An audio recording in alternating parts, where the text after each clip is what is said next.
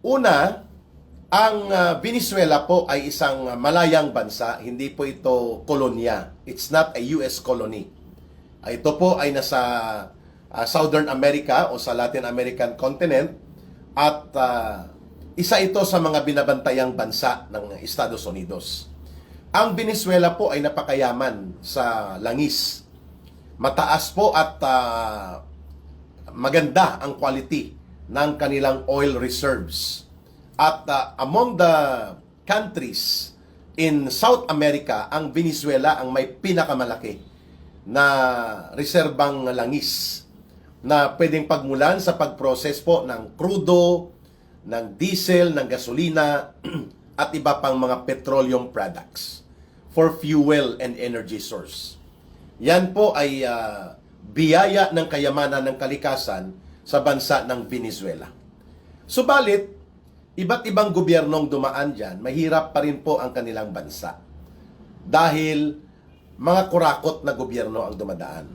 Ngayon, nagkaroon sila ng isang gobyerno na ang namumuno, ang orientation ay leftist. Makakaliwa, no? Socialist leftist. Hindi naman siya proclaimed na communist. No, ang kaibahan ng socialist, naniniwala sila na ang kayamanan ng isang lipunan, ng isang bansa, ay kailangan pinapakinabangan ng kanyang mamamayan. At ang gobyerno ay hindi lamang para magsilbi sa mga malalaking negosyante, mga iilang porsyento ng malalaking mayayamang pamilya, mga oligarko, mga asyendero kung sa Pilipinas, o mga burgesya komprador at mga malalaking negosyante. Bagkus, ang gobyerno dapat ay mas kinikilingan niya ang interes ng mas malawak na mamamayan. Yan po ang socialist. Hindi siya communist, pero naniniwala ito sa pagkakaroon po ng patas na akses at pakinabang na ang mamamayan, kung ano ang kayamanan na nalilikha ng kanyang lipunan, ay dapat nakikinabang ang kanyang mamamayan. At ang gobyerno dyan, bilang socialist, ang nagpapacilitate na ma-access at mapakinabangan ng kanyang mamamayan ang resources at kayamanan at mga kinikita ng kanyang bayan. Yan po ang socialist. Ang communist talaga po, ang namumuno dyan, Communist Party. Hindi naman po Communist Party ang namumuno sa Venezuela. Sa China, sa North Korea, sa Cuba, sa Vietnam, Communist Party po ang namumuno. Sa Russia, hindi na rin po sila Communist Party, tinalikuran nila. So, ang mayroon pong Communist Party ang namumuno ng gobyerno ay ang China, Cuba, North Korea, Vietnam. Yan, mga Communist Party pa rin po ang namumuno dyan. At ang kaibahan ng Communist Party po sa socialist government, ang Communist Party ay mayroon po siyang pamumuno na binubuo niya ang lipunan papunta sa komunismo. Na equal ang lahat at malakas po ang kanyang paninindigan at ang paggamit ng puwersa upang sa pilitan po na kunin at puwersahin na ang mga kayamanan at resources ay kokontrolin ng gobyerno lahat-lahat at pati po ang mga pribadong mga buhay ng mga tao kokontrolin ng gobyerno na wala ng demokratikong mga kalayaan na pwede mong gawin dahil ikaw ay hindi pwede payagan na magkaroon ka ng mga individual na kagustuhan ng hindi itinatakda ng Partido Komunista. Yan naman po ang Communist Party. At ang layunin po ng communist-ruled government or communist-ruled country ay talagang papunta sa communism. Total and absolute na pagpapatupad ng tinatawag na equality. Pero yan po ay sa papel at paniniwala lang sapagkat ang Communist Party po ang nagdidikta at magkokontrol ng buong gobyerno, ng buong ekonomiya at ng buong buhay ng lipunan at ng mamamayan. Yan po ang communist countries. Hindi naman po ganoon ang Venezuela. Pero mayroon pong isang degree o isang antas na ang socialist government kanyang pinoprotektahan po ang kanyang mga mamamayan na ang kapakinabangan mula sa mga kayamanan, natural resources, mga minerals, at mga likas na kayamanan at kinikita ng kanyang gobyerno ay napupunta sa mamamayan. Yan ang ideal socialist country. Okay. Ngayon, si Maduro, ito po ay itinuturo ng Estados Unidos na nai-involve ang kanyang gobyerno sa korupsyon at sa illegal drugs trade at illegal na pagbebenta ng mga supply ng petroleum products. So, ibig sabihin parang smuggler at the same time narco dealer. Si Maduro ayon sa definition ni US President Donald Trump at ng Amerika, ng Estados Unidos. So mayroon po yan na political colors, mga kababayan. Ayoko pong puntahan na husgahan ko yan, pero according to reports presented by the US government, at mukhang ito ay umabot na pati sa United Nations at sa mga karatig bansa, ang Venezuela at ang bansang Colombia ay nagsusupply ng cocaine bilang negosyo doon sa Amerika. Kaya nagagalit ang mga mamamayan ng Estados Unidos, nagagalit po ang kanilang gobyerno, kagaya ng ipinapakitang pagkagalit ni US President Donald Trump laban po dito kay President Maduro, na bagamat magkaiba ang kanilang ideolohiyang paniniwala at political orientation, may pagka-leftist socialist po ang orientation nila Maduro, at ang Amerika naman ay capitalist and imperialist po yan, na ginagamit naman niya ang kapitalismo at negosyo upang maghari sa buong mundo. Magkaiba sila. Subalit ang issue diyan ay hindi ang sosyalismo o ang pagka-leftist nila Maduro at ng kanyang gobyerno, o ang pagkakapitalista ng Estados Unidos at pagka-negosyante at imperialista. Hindi po yun ang primary issue nila. Ang gustong ipakita sa buong mundo ni Donald Trump na ang pagsakop ng narco trade o pagbibenta ng droga at negosyo ng illegal na droga ng bansa ng Venezuela, at siyempre binanggit na rin ni Donald Trump ang Colombia, ay nakakaapekto daw sa kanilang mga mamamayan dahil na marami ang nagiging addict sa cocaine. At itinuturo nga din ng kapatid ni Amy Marcos ang kapatid pala ni Bongbong Marcos na si Amy Marcos, na ang kanyang kapatid na si Bongbong Marcos ay matagal ng drug user ng illegal drugs na cocaine. Naging addict din ito at addict ng cocaine. Ayon po yan sa pahayag in public declaration na ginawa ni Senator Amy Marcos. So ang cocaine, nakakaapekto po yan sa utak ng tao. Parang shabu din po yan. Ang shabu at ang cocaine, may kaparehong epekto po yan. No? Meth po, no? They are uppers.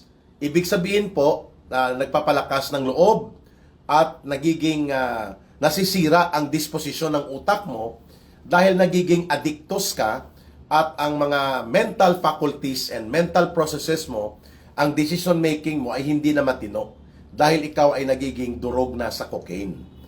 Although ang shabu po ay synthetic, ang pinagmumulan ng kanyang raw materials.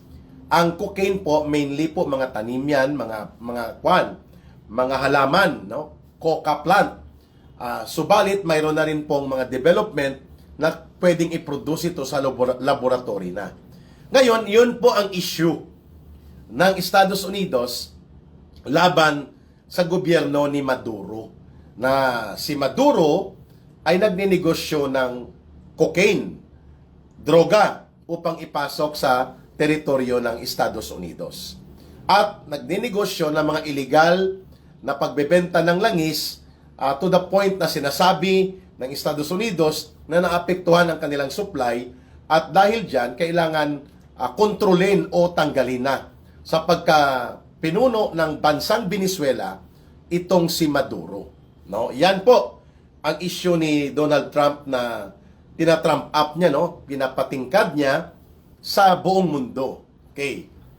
Granting na corrupt, granting po na si Maduro ay nagbebenta ng cocaine, at granting po na si Maduro ay involved sa smuggling ng oil na naapektuhan ang negosyo ng Amerika, pati po ang mga gawaing kriminal na ito na umaabot sa teritoryo ng bansa ng Estados Unidos.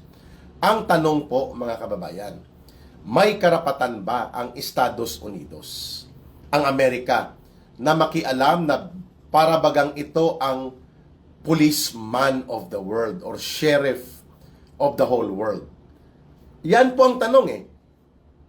Ang Estados Unidos ba ay may karapatan na panghimasukan at pakialaman ang isang bansa na malaya, demokratiko, kinikilala sa buong mundo at kinikilala ng United Nations? Gaano man kasama ang gobyerno dyan, is it justified for American intervention and military action to remove the government, change the people and the leaders in the government the way Donald Trump at ang Estados Unidos ginawa niya po dito sa Venezuela?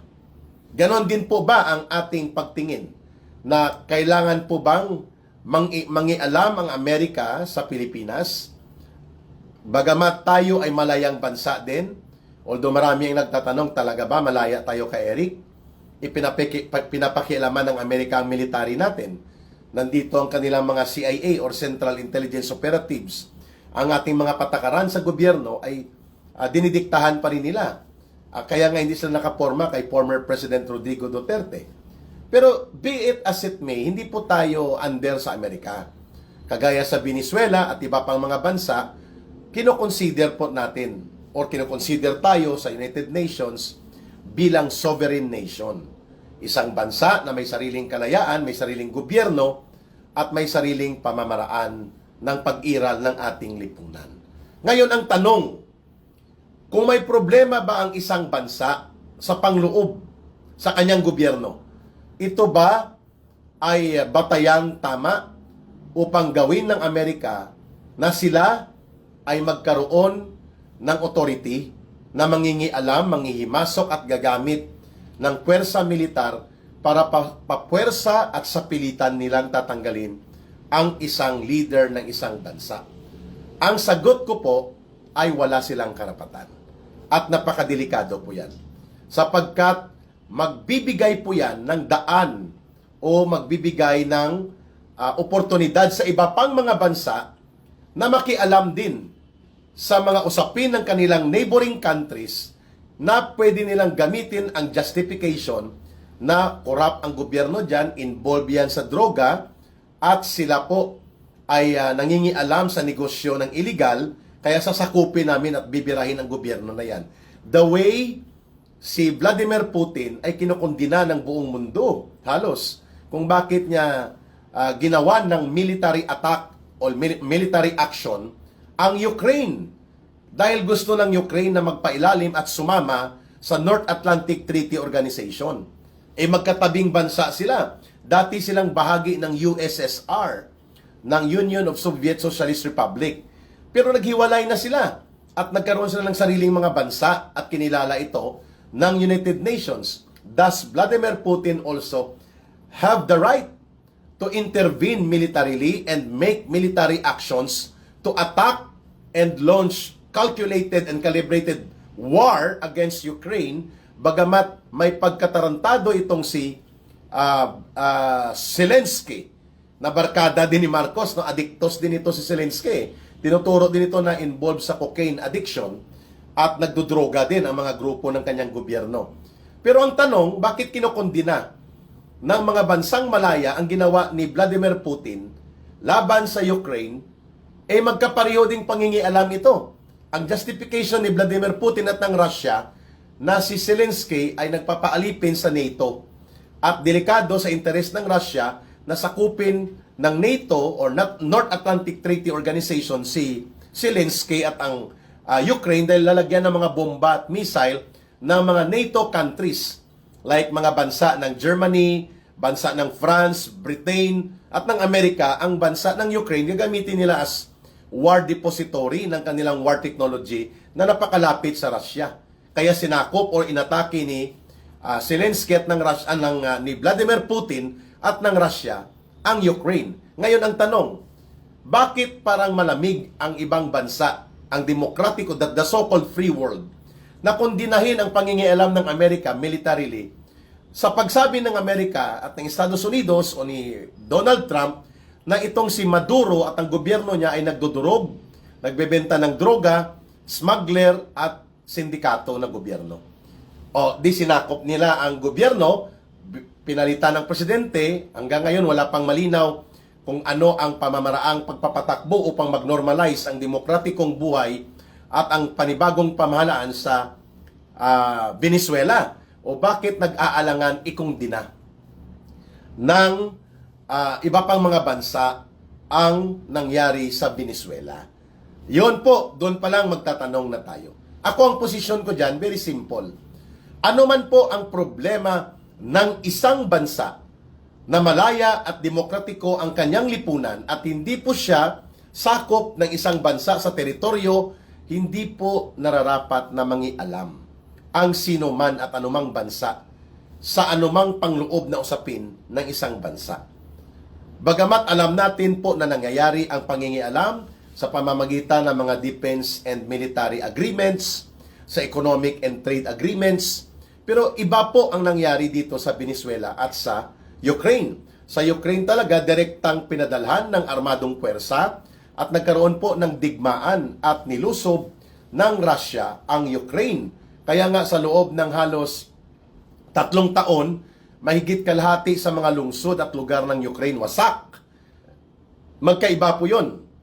Bagamat may problema ang Russia sa gobyerno ng Ukraine, ang Amerika sa gobyerno ni Maduro sa Venezuela, hindi po batayan na papayagan po dapat natin na itolerate na kapag kurap ang gobyerno ay pwedeng sakupin ng dayuhan at banyagang mga pwersa ang isang bansa. Delikado po yun. Ako, ayoko rin pong pumayag na ang manghimasok sa Pilipinas ay ang Amerika, na i-remove nila si Marcos, bagamat gusto natin na ma-remove si Marcos, and then ang magdidikta ng gobyerno dito at ng ating pamumuhay ang Amerika. Magbabalik po tayo sa atrasado na kalagayan na parang sinakop na rin tayo muli ng mga dayuhan at mga banyaga. At parang tinapakan po natin ang alaala at pinagsakripisyuhan ng buhay at dugo ng ating mga bayani para maging malayang bansa ang Pilipinas. Kaya nga natin tinatawag si Marcos Jr. na taksil at traidor. Si Marcos dahil ginamit po niya ang tinatawag na puwersa ng ICC para pagtaksilan at pagtraidoran si Pangulong Rodrigo Duterte. Dahil ang ICC ay walang otoridad sa Pilipinas na manghimasok at pakialaman ang mga maruruming laro ng politika ni Marcos Jr. lamang tanggalin si President Rodrigo Duterte. Kaya tayo tumututol at tumutuligsa dyan, mga kababayan. Kaya hindi po natin pinapayagan yan, Hindi sinakop, inaresto ang komunista, narco-illegal, milyon-milyon ang umalis sa Venezuela, tao mismo, humingi ng tulong sa Amerika, hindi legitimate si Maduro. Yan ang pananaw mo, JRW. May pananaw ka, may pananaw ako. Pero sa pananaw ko, ang dapat lumutas ng sariling problema ng isang bansa, sila. Hindi po tama ang sinasabi mo na kapag may problema ang gobyerno, hihingi ka ng tulong sa banyagang bansa para sakupin sila. Whatever you say, panghihimasok militar po yon at hindi po narco issue ang issue sa Venezuela. Huwag kang maging naive, JRW gaysin. Ang issue bakit sinakop ni Trump at pinakialaman ng Venezuela ay ang oil. Huwag kang maging makitid sa pananaw mo. Langis ang issue dyan. Kasi kung gusto ni Trump na tapusin ang narco trade sa loob ng Amerika, saraduan niyang borders niya. Kaya niya namang gawin yun At durugin niya ang mga pwersa na pumapasok doon na magbebenta ng cocaine. O bakit siya mangingialam sa gobyerno ng may gobyerno? Ang punto ko sa iyo, JRW gaysin, huwag tayong maniwala sa lahat ng sinasabi sa media na tama. Kung titingnan natin ang history sa Latin America, sa South America, gusto ng Estados Unidos na kontrolin ang kontinente ng Latin and South America sapagkat nandyan ang mga malalaking bansa, Brazil, Venezuela, Chile, Bolivia. Ang mga bansang ito ay mga malalaking market na alam ng Estados Unidos pumapasok dyan ang China bilang kakompetitor niya. At don't forget na ang Venezuela ay may pinakamalaking oil reserve. Mga kababayan, so gusto mo JR, ibig sabihin mo, sakupin din ng Amerika ang China dahil komunista ang bansa nila. Sakupin niya rin ang Cuba at North Korea, di World War III ang papatunguhan yan ng baluktot mong pananaw, J.R.W. Gaisin. No? Kung ganun pala tayo lahat, nasa puwersa natin idadaan at patapang-tapangan at kung sino ang malakas ang military forces, magdidikda at magtatakda siya kung anong gagawin niya, ay di wala na pong kalayaan ng buong mundo. Ayan din pong gustong gawin ni Hitler. Di tama rin ang ginawa ni Hitler dahil sa tingin niya, abusado ang mga Hudyo. Sa pananaw ni Hitler at ng Nazi Germans at sa Nazi Party ni Hitler, ang mga Hudyo ay sinasakop nilang Europe at kinokontrol ng mga Jews ang negosyo. Kaya pinagpapatay niya ang 6 na milyon na Hudyo. So sa tingin mo, tama yung ginawa na yon ni Hitler? Kaya nagkaroon po tayo ng World War II na mahigit 20 million ang namatay sa buong mundo, mga kababayan. Hindi po tama yan na ang isang bansa na malaya, na may problema, ang gagawin mo panghimasukan mo dahil malakas ka, may military force ka, and besides, walang naniniwala na cocaine ang issue dito. Ang issue dyan, oil. Bagamat ang Estados Unidos may malaking oil reserve sa Alaska, may mga magagandang oil resources sila sa Texas, pero gusto niya kontrolin ang South and Latin American area. Yung South American continent na ito, na nasa bakura niya rin. At gusto niya ito maging merkado. Kukontrolin niya ito sapagkat nagbubuo na ng BRICS. Yung Brazil, ang China, ang Russia, di ba pang bansa, at ang South American governments, kagaya ng Venezuela, pumupunta sila sa linyada ng BRICS Alliance. So ito po ay may economic factor. Ekonomiya po ito, mga kababayan. All wars and military interventions, nanggagaling po yan sa interes pang ekonomiya.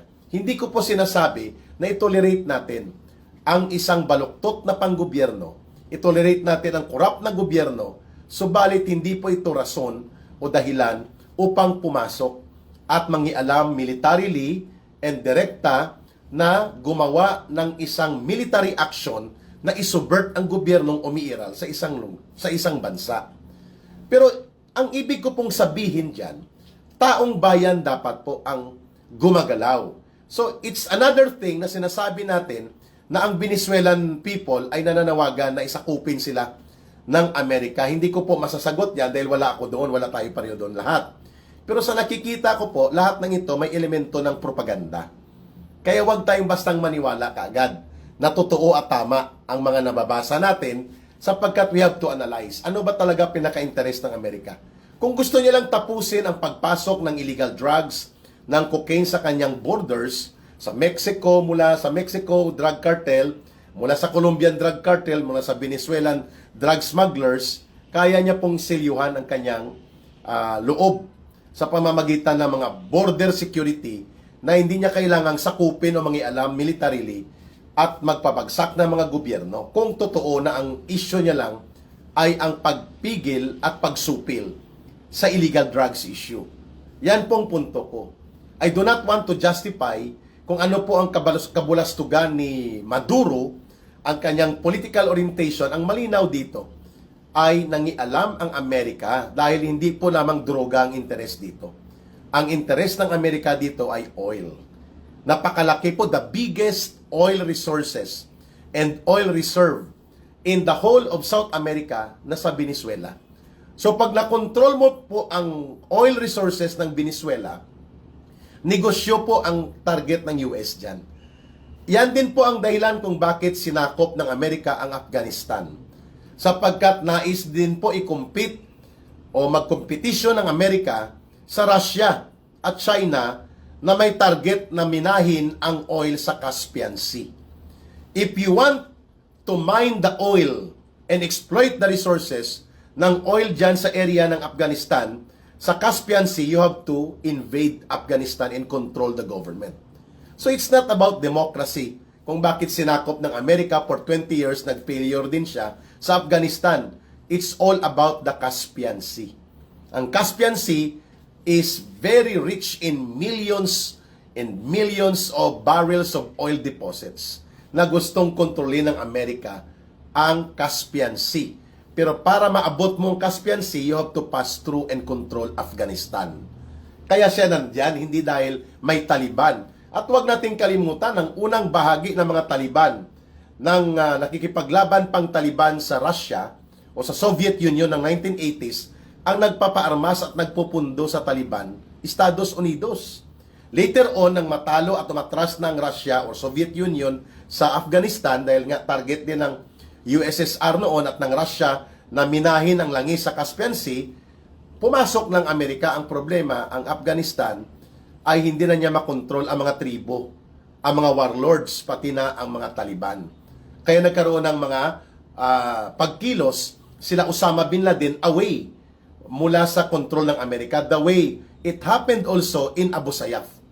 Sa experience po natin, ang mga Abu Sayyaf po nanggaling din sa Afghanistan at sa Taliban at mga fighters nila, at nang bumalik ng Pilipinas, pinunduan kasi tinraining niya ng Amerika sa proxy war sa Afghanistan. Ganon din po ang mangyayari dyan sa Venezuela.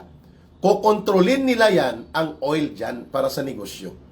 So naging collateral effect na lang ito ang pagtanggal sa isang korap at narco smuggler at kung ano-ano pang mga paratang na krimen laban kay Maduro at sa kanyang gobyerno. The strategic and primary ultimate goal of US sa pangingialam sa Venezuela at sa iba pang mga Latin and South American countries ay ang resources ng oil, lalo na sa Venezuela. Huwag na tayo maging naive para dyan, mga kababayan. Yan po ang katotohanan. So, para sa akin, ano po ang parallelism dito kay Marcos? Pwede naman pong hindi makialam ang Amerika direkta sa atin. Kagaya po sa ginawa nila sa Venezuela o sa Panama kay Noriega. Pwede naman nilang sabihin, hindi namin kinikilala ang gobyerno ni Marcos Jr. dahil corrupt, addict pa. Kaya yan ay signal na sa Armed Forces of the Philippines at sa Philippine National Police at sa mamamayang Pilipino na itulak pa ng todo ang pagkilos ng mamamayan. Kagaya po ngayon, may mga pagkilos sa laban sa diktador ng Iran. Nag-warning na rin si Trump na kapag pinaputukan at pinatay ang mga nagrarally at nagwewelga sa Iran, mangingialam sila. Tatanggalin nila si Khamenei, yung leader ng Iran, yung cleric dictator ng Iran. Digmaan yan, sigurado yan, digmaan yan. Ayaw nating umantong tayo dyan sa atin, sa bansa natin. No? Pwede na magsabihin ng Amerika kay Marcos, napaka-kurap mo. Alam namin ang report laban sa iyo sa flood control projects. Alam namin na nagdudurog ka. Umalis ka na, mag-resign ka. Sapagkat hindi ka namin kikilalanin at hindi kami tutulong sa Pilipinas hanggat ikaw ang presidente. Yan ay isang pangingialam pero tolerable. Pero yung papasukin nila dito at sila ang mag-operate militarily sa loob ng Pilipinas, hindi po tayo at ease na gawin niya ng Amerika dito sa Pilipinas. Sapagkat i-convert nila ang buong bansa bilang military base sa kanilang pagposisyon laban sa China. Hindi tayo pumapayag na ang ating buong bansa i-convert nila as military base. Halimbawa, nagkaroon din ng corruption sa Indonesia o mga issue ng flood control o issue ng katiwalian o droga. Ganon din bang gagawin ng Amerika? Sasakupin niya rin ang Indonesia and then palalayasin niya sa poder ang namumuno sa Indonesia o sino pang bansa? What will prevent and what will stop America from doing that? Hindi ba? What will prevent Vladimir Putin from doing that pag sinabi niya na ang Belarus at ang Georgia ay mga bansa na umaanib sa NATO, sasakupin ko at bibirahin ko rin. Hindi po maganda ang ganyan na ang lahat ng mga problema pangloob ng isang lipunang malaya na may demokratikong gobyerno, mananatili po tayo sa pamamaraan as if mga inutil ang mga Pilipino. As if mga inutil ang mga mamamayan ng bansang yan upang sila ay pumayag na sakupin, pakialaman at girahin o digmain sila at ang kanilang gobyerno ay pangingialaman at maglulungsad ng sariling puppet na gobyerno ng Amerika na magkokontrol ng buong buhay ng isang lipunan. That will happen sa Venezuela. It happened sa Iraq. Anong nangyari sa Iraq? Hindi na po nakabangon pa ang bansang Iraq. Lugmok na lugmok ito. Napakayaman din sa oil ang Iraq. Sinasabi nilang diktador si Saddam Hussein at sa loob po ng mahigit 10 taon na pinakialaman nila, direkta ng pinabagsak nila si Saddam Hussein, nalugmok palalo ang Iraq at dumami pa po ang labanan sa loob ng Iraq. Ganyan din ang nangyari sa Afghanistan. 20 years nilang sinakop yan at binuhusan ng billions of dollars, armas, bala, mga helikopter, mga pambomba, pondo, training, billions. Wala pa sa nikatiting na tinutulong nila sa Pilipinas. But ultimately, nag-pull out lang po ang Amerika sa Afghanistan. In Afghanistan, like Iraq, wasak pa rin po na bansa. Yan din po ang ginawa ng Amerika sa Panama. Nang sinakop nila ito, dahil komunista, nagtutulak ng droga at involved sa krimen si Noriega, na dati nilang kaalyado, anong nangyari sa Panama? Bumagsak po ang ekonomiya ng Panama. Hindi pa nakabangon. At yan din po ang mangyayari dyan, ang makikinabang dyan sa ginagawa ng Amerika, sila. So wag po tayong magpakalito. Wag po tayong maipit sa makitid na pananaw na dahil lamang si Marcos ay corrupt, addict, at insensitive sa sitwasyon ng paghihirap ng mamamayan, pakikialaman ng Amerika direkta ang ating bansa. Ayaw nga nating pakialaman ng ICC na isang bogus entity na pinagtaksilan tayo ni Marcos ang kanyang ginawa na pagpapadukot kay Pangulong Duterte. Bakit dito papayagan natin na mangialam ang Estados Unidos direkta sa Pilipinas?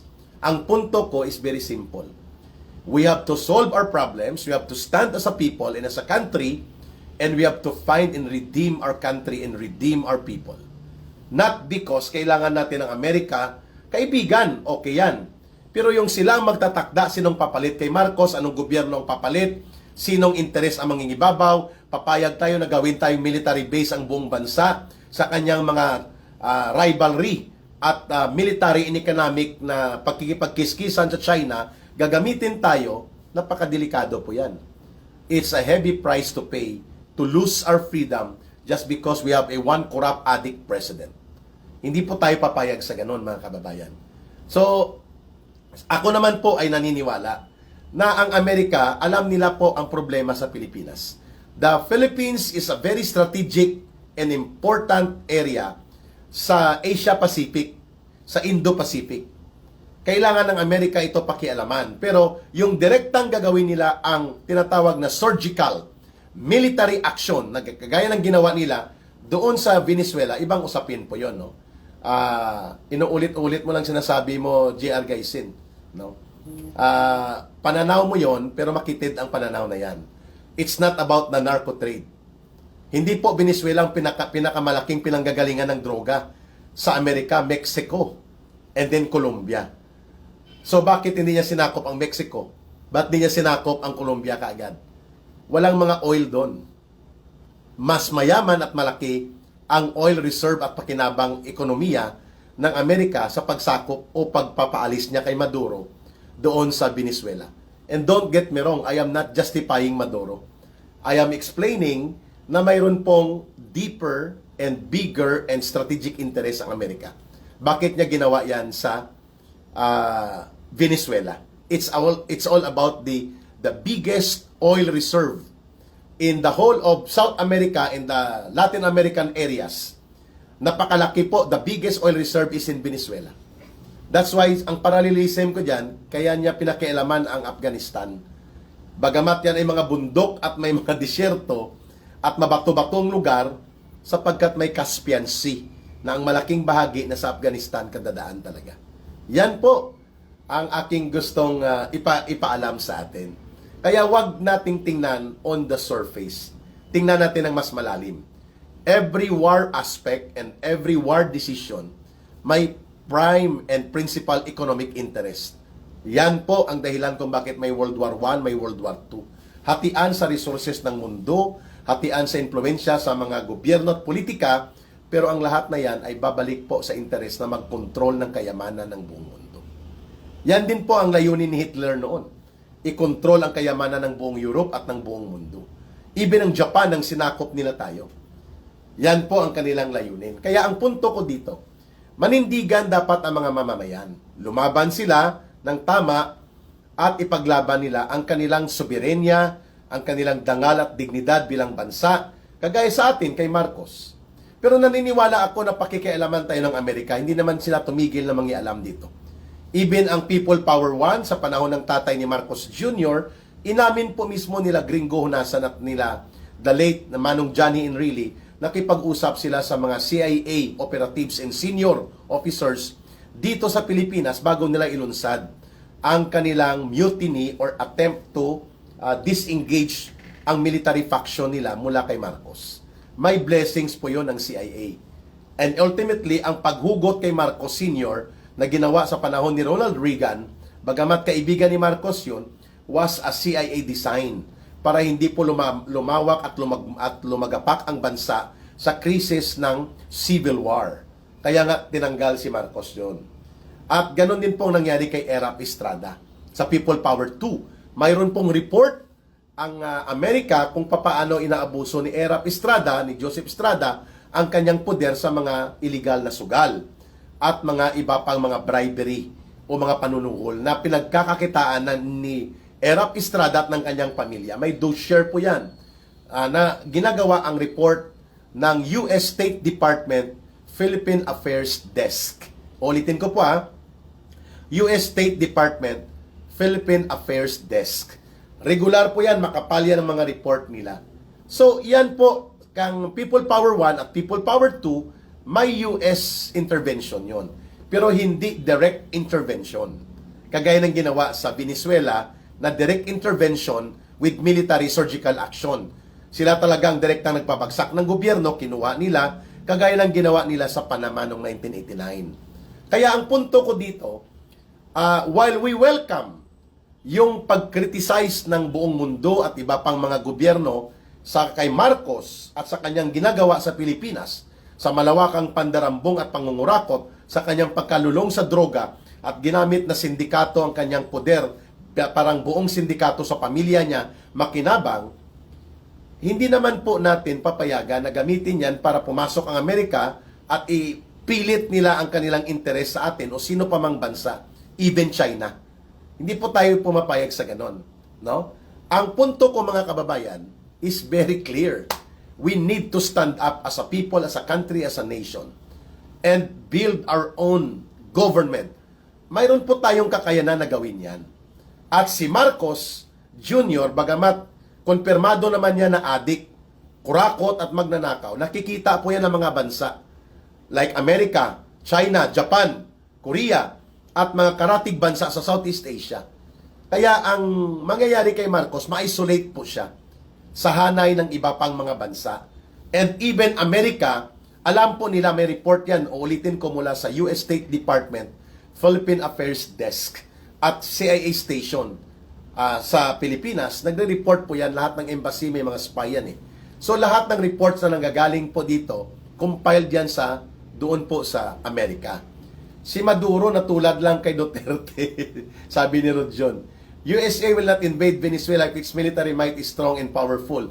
That is correct. At kung walang oil po doon, tama ka William Eustace, I agree. Ang Pilipinas, hindi tayo i-invade ng Amerika. Kasi pinapalabas niya na aliado tayo. Pero gagamitin niya tayo, lulukuhin niya ang ating mga mamamayan, papaniwalain niya tayo na tumutulong siya. Pero ang interest niya dito, gamitin tayo as military base. Sapagkat sa buong Southeast Asia, sa interest ng Amerika na magposisyon ng kanyang war technology, ng kanyang mga war equipment, Pilipinas lang pong pumapayag ng ganon. Kaya may mga EDCA sites tayo dito. Which brings us closer to the war with China or against China na hindi dapat mangyari. Kasi lahat ng bansa, kaibigan ng China sa buong Asia Pacific, wala siyang kalaban dito. Pilipinas lang po ang talagang nakikipaggirian sa tayo dahil nga dinidiktahan, kinukumpasan ng Amerika ang ating armed forces at pati ang defense and security plans and programs natin. Yan po ang ayaw natin naman sa Amerika. Kung gusto nila, magsalita si Donald Trump. Ikaw, Marcos Jr., alam namin ang ginagawa mo. Alam namin na nangungurakot kayo ng pinsan mo. Kayong mastermind sa flood control . Bakit hindi ka pa mag-resign? Mga ganong salita, pwede na po yun, bagamat yan ay pangingialam. Yan po ang tolerable na pangingialam. We need that kind of statement from Donald Trump, yes. We need that kind of statement from Xi Jinping, yes. We need that kind of statement from other government leaders, mga kababayan. Pero yung magpadala sila dito ng kanilang war equipment at war technology at papayag tayo na gamitin tayo bilang military base, forward-based deployment nila sa kanilang pakikipaggirian sa China, hindi tayo papayag dyan, mga kababayan. Thank you, Melanie Cantilla. It's about the oil. The biggest oil reserve in the whole of South American continent na sa Venezuela. Kaya nga magtataka ka bakit sinakop ng Amerika for 20 years, binuhusan niya ng hundreds of billions of dollars ang Afghanistan. Ibato-bato yan, bulubunduking mabato-bato, mga disyerto. No? Ang lupa dyan, mahirap pa humanap ng tubig. Dahil sa oil reserve na napakalaki, millions and millions of barrels of oil, hundreds of millions of barrels sa Caspian Sea na hindi pa po na-exploit. At ang Caspian Sea, 60% niyan ay makokontrol mo kung nasa Afghanistan ka. Ayun.